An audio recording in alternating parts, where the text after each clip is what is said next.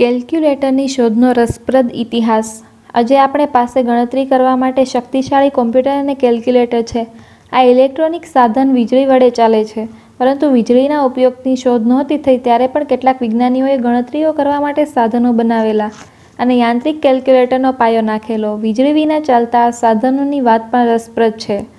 ઈસવીસન 1617માં વિશ્વનું પ્રથમ કાર્યક્ષમ કેલ્ક્યુલેટર જ્હોન નેપિયર નામના વિજ્ઞાનીએ બનાવેલું. કહેવાય છે કે આ માણસ પાગલ હતો. તેણે લાકડાના લાંબા ટુકડા પર વિવિધ આંકડા લખીને એવી ગોઠવણી કરી કે લાકડાને આગા પાછા કરીને સંખ્યાઓના ગુણાકાર, ભાગાકાર, સરવાળા, બાદબાકી ઝડપથી કરી શકાય. આ સાધનને લોગેરિધમ કહેતા. આ સાધનના ઉપયોગ માટે તાલીમ લેવી પડતી. તેના જેવું જ બીજું સાધન લાંબા સળિયા પર ગોળા પરોવેલું એબાકસ હતું. આ બંને શોધના કારણે ગણતરીઓ સરળ બનવાની દિશા મળેલી. વિલ્હેમે શિકોડે નામના જર્મન વિજ્ઞાનીએ ઈસવીસન 1623માં ઘડિયાળ જેવું કેલ્ક્યુલેટર બનાવેલું. તેના ચંદાઓ ફેરવીને વિવિધ આંકની ગોઠવણીથી ગણતરી થઈ શકતી. ઈસવીસન 1642માં બ્લેઝ પાસ્કલે 8 આંકડાની રકમના સરવાળા બાદબાકી કરી શકે તેવું યંત્ર બનાવેલું.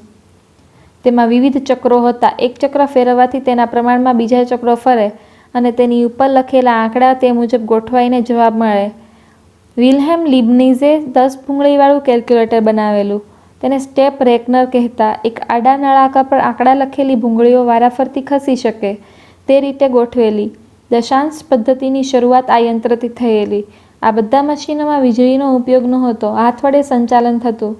આજે આ મશીનો રમકડા જેવા લાગે પરંતુ કોમ્પ્યુટર અને કેલ્ક્યુલેટરની શોધના પાયામાં આ રમકડાની જ ભૂમિકા હતી.